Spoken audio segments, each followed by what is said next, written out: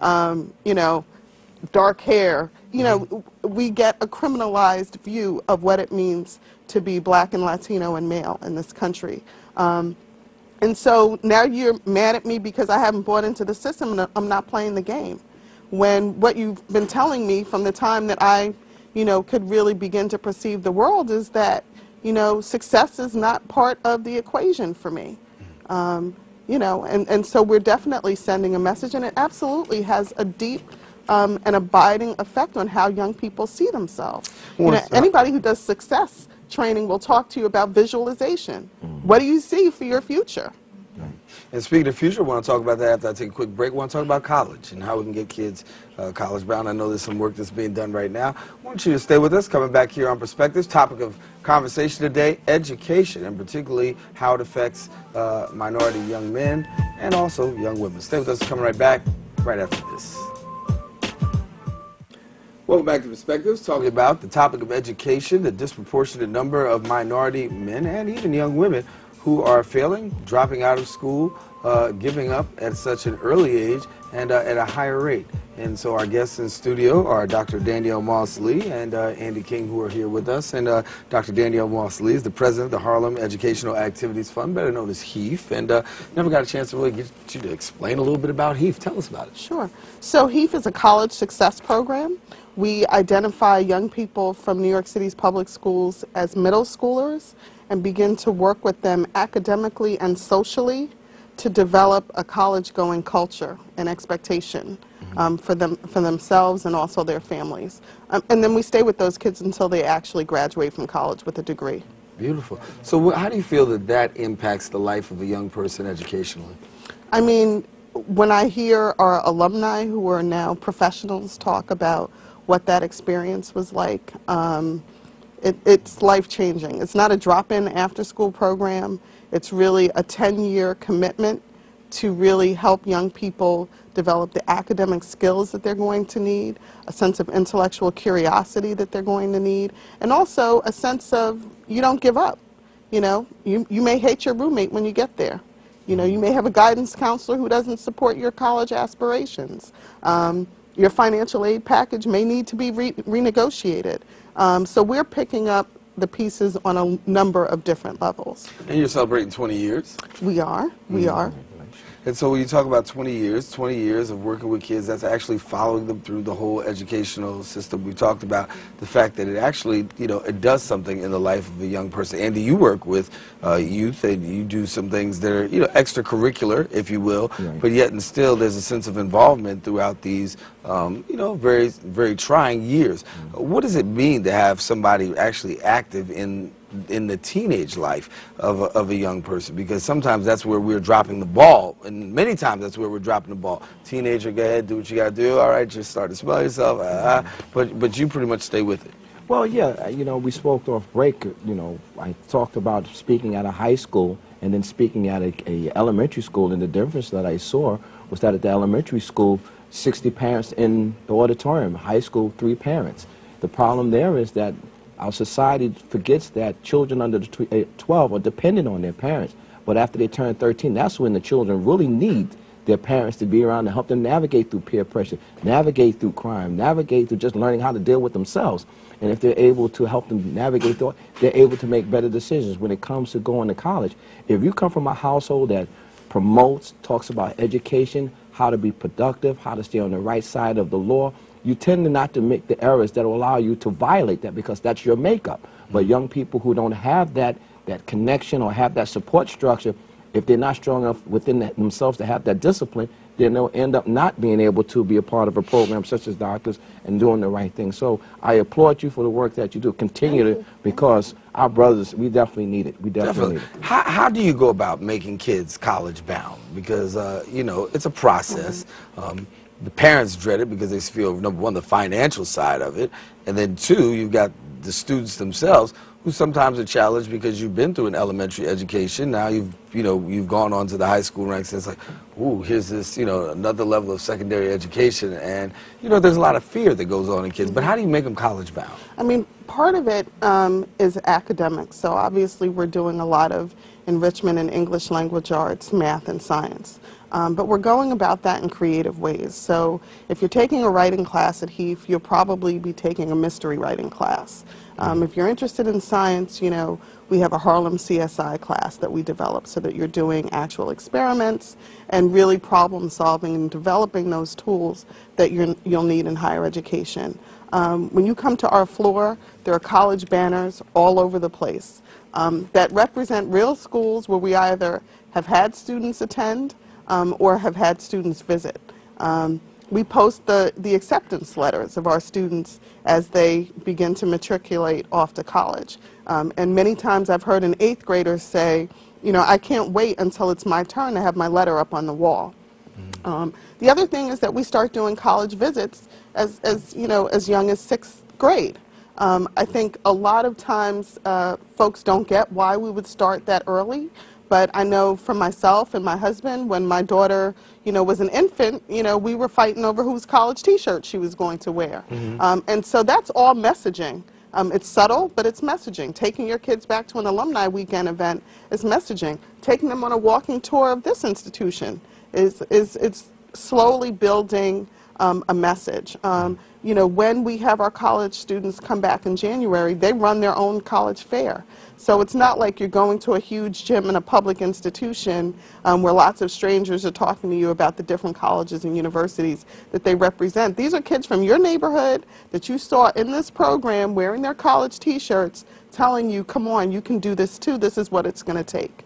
And so I think demystifying college, talking in real ways with kids about the fact that, you know, you may end up on a campus where people don't look like you and they may want to touch your hair, and it's okay to say no. You know, you may have a conflict with a professor that you can't resolve on your own. You know, feel free to go to the dean's office. So helping them to really figure out how to navigate systems, I think is really important. And then because we stay with the kids while they're in college, whether it's, you know, helping them with transfers, renegotiating financial aid packages, helping them fill out applications for internships, you know, there's still a sense of connectedness. And so the real celebration for us is actually getting a college degree. Lots of people go off to college. Only 35% of Black and Latinos who go will actually finish. That number for us is 95%. Wow. But I think, you know, a strong expectation that's coupled with real tools and skills so that they're ready definitely makes a difference. That E word that we've talked about before, exposure. How much of a difference does that make when it comes to making a kid, young person, college bound, and even let's step it out a step further, career bound? I think exposure allows them to think outside of the little box that they live in. If you only know 216th Street, that's where you think the sky's, that's the ceiling. But if you get to experience, I heard her mention earlier about trips to California or Africa. You know, we've taken kids to D.C., Washington, Florida. I mean, we've exposed them outside of their communities. So it gives them another educational base to refer to when they start selecting, well, I want to do something. What if all I know is this, then I'm limited in my thinking. But as we expand the thinking, you know, the dreams are possible. And that's what we want to be able to do, offer kids dreams so they can dream opportunities. You and I, all of us, will one day won't be able to carry that torch, and it's going to be up to them. Are they going to be ready? Are the high schools preparing them to be ready? And I don't want to change it, but that was one of the conversations that when we send our young people to college and you ask why some of our young people may have not succeeded or gone the whole course, well, they weren't prepared before they walked in the door. And we need to make sure that we do a sound job in preparing young people when we send them off to college, that they'll be able to endure. Thank you again. Talk to us about how you can be, who is the program available to?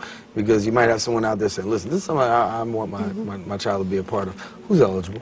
So we are looking to identify middle school students who attend public middle schools, mostly from the Bronx, and Washington Heights and Harlem is where our kids come from. You need to be on grade level so that you're reading at least at your current grade level. Our focus is really on middle performing students who have the potential to become high performing students. I think that a lot of the city's resources go to the lowest performing students, and a lot of the city's resources are focused on the gifted and talented segment of kids. As a former teacher in the Bronx, I can tell you there's nothing more frustrating than a C student who, with an extra kick, could be an A student if they had that level of support. Is there a sense, and even in hearing that, is there a sense of abandonment sometimes amongst educational institutions, particularly teachers, when you have that C student, not to be so driven to push that student from being a C student to an A student and just say, listen, you know what, gave it to you, didn't want to do it, here it is, as opposed to really giving that, that swift kick, like, you are going to do this, you are going to, is there that kind of, do you sense that sometimes amongst teachers? I definitely think so. I think that we have a lot of, B students who, nobody's saying to them, take the test for Bronx Science. It's just like, oh, I didn't even know that was on your radar. But we should be taking responsibility for how our kids do. And I think a lot of how the educational conversation has been set up so far is to really say, what the kids are or are not doing. And it's up to us as adults to really be creative and put on our thinking caps and to partner with young people in terms of developing experiences that will motivate them. Our kids get to help us hire the staff that work in this organization. That is incredibly empowering. Our kids will rate their teachers at the end of each class. And if there is somebody who didn't cut the mustard, I will not rehire them. That's real power, and the kids respond to that.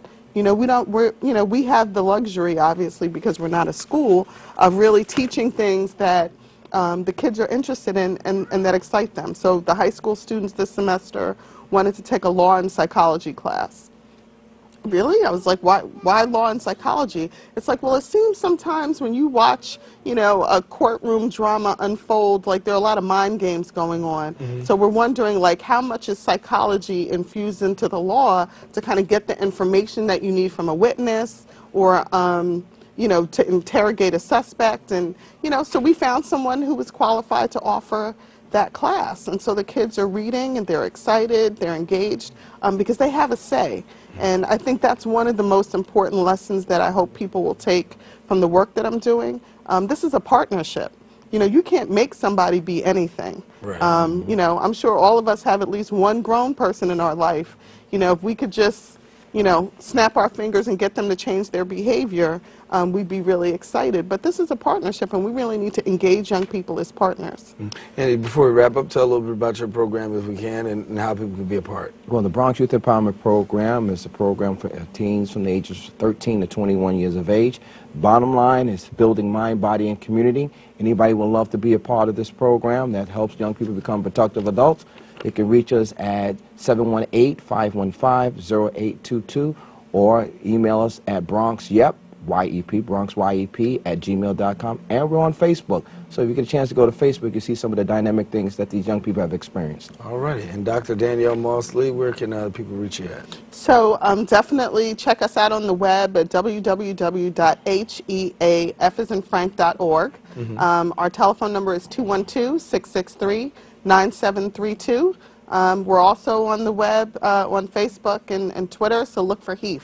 All righty. Thank you so much, both of you guys, for coming and sharing with us. And we appreciate the work that you guys are doing. Continue up the great work, because it's much needed in our community and definitely in our society.